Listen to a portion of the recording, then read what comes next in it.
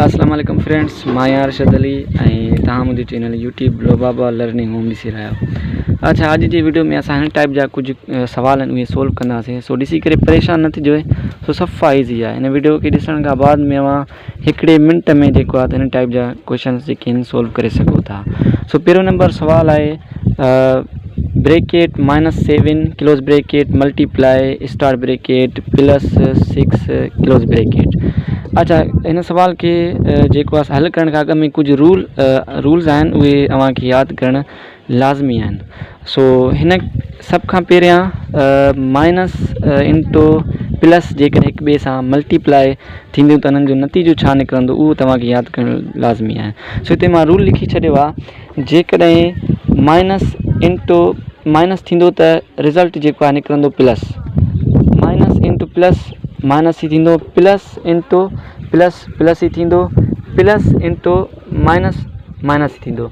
सो हीअ रूल तव्हांखे यादि करणु लाज़मी आहे। अगरि हीअ तव्हांखे क़ाइदो यादि आहे त अव्हां जेको आहे हिकिड़े मिंट में हिन टाइप जा जेके सवाल आहिनि उहे सोल्व करे सघो था।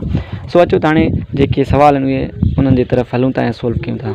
सभ खां पहिरियां हाणे असां रूल पढ़ी आयोसीं, जेकॾहिं माइनस इंटू प्लस जेको आहे मल्टीप्लाई थींदो त जवाबु माइनस में ईंदो।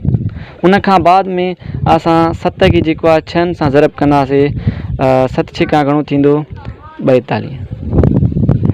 ॿियो नंबर असां वटि सवाल आहे bracket -8 close bracket multiply star bracket -8 close bracket. सभ खां पहिरियां हिते निशानियूं हिक ॿिए सां मल्टीप्लाई थींदियूं। So minus into minus plus थींदो। उन खां बाद में 8 सां ज़रब थींदो, 8 सां घणो थींदो 64। सो +64 हिन जो जवाबु आहे। ऐं क्वेश्चन नंबर 3 बि सोल्व करियूं था पिया। प्लस इंटू माइनस माइनस ई थींदो, छो जो असां रूल पढ़ी आयोसीं। उन खां बाद में 6 7 घणो थींदो 42।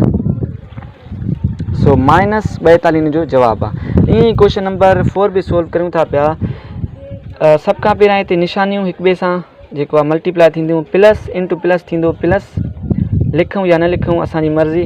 उन खां बाद में 4 ऐं 4 सां ज़रब थींदो, जवाबु ईंदो 4 चौंक 16, यानी +16 हिन जो जवाबु आहे। अगरि अव्हांखे वीडियो सुठो लॻे त लाइक कमेंट ऐं शेयर करणु न विसारिजो। अल्लाह हाफ़िज़।